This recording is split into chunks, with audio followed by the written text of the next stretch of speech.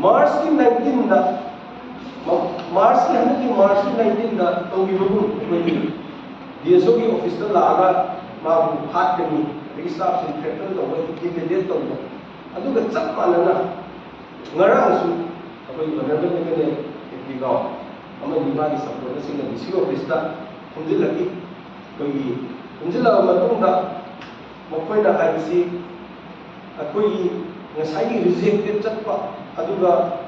reject chappa card sin Aadhaar authenticate to homa tabda reject chappa card sin amadi submit tawta bagi verification ni submit tawta bagi card sin sing su piu hai me kan pressure koi yeso info list to bigi tawilo matunga aduga makoina makhata na thamibasi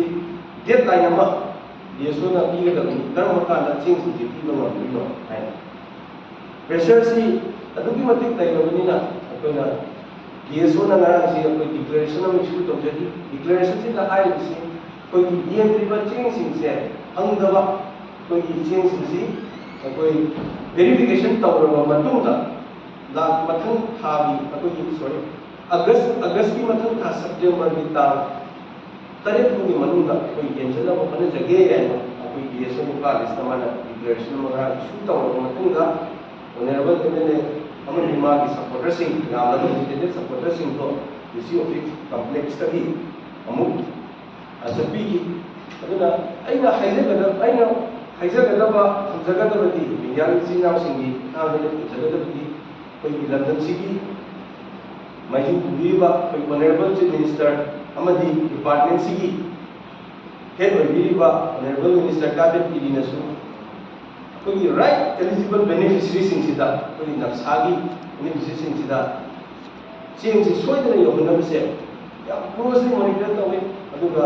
moina su ya available support lagba sangba thamala tuse moina su monitor tawduna karamaina single beneficiaries sing the PCA haisi koi su deliver support tawdi aduna media da karida thungi ba mayam se na thungi ba koi honorable minister na responsibility tawdi ga Hanagi engage agency na prajagi kongkong thokpa NFSA price ni yelam darudo akoi honorable minister na daita lawala magi pam thadu biu haibudi haijaninde aduga adugi question ni arise to the bra haibse ai media gi sinau singi thang thunjage aduna ja si lawjaraga aina media gi sinau singi thruda aina haijan ngudi Ziki honorable MLA Kitigao amadi maaga lagunariba chinnaw sing supporter sing line sing su aina operation kara sito jage hanagi apne thukjariba DSO info list na 29 April da thukjariba notice da verification tawjadaba isa ki card sing office da DSO info list ki office da submit tawbiya o haibro tawbidaba lebi hoba card by the chinaw singna jiksu dum tawbu sit tawbiyo card sing submit tawra matungda koi verification tawjaro matungda koi declaration izagiba 7 September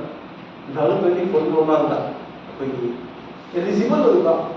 card sing thungdaba leiragadi adu koi soidana ne se ki rights do ina mana jage hai sing thamjage aduna haiba operation exercise tawneru matanda honorable MLA Kitigao amadi magi supporters ki operation chauna ekoi changi aduna moigi operation bai media chinaw singi thangda nizari adu honorable MLA Kitigao amadi magi supporters su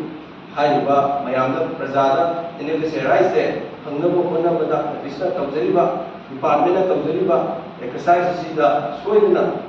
jail chauna mateng pamjarakani hai che ta thajabse ai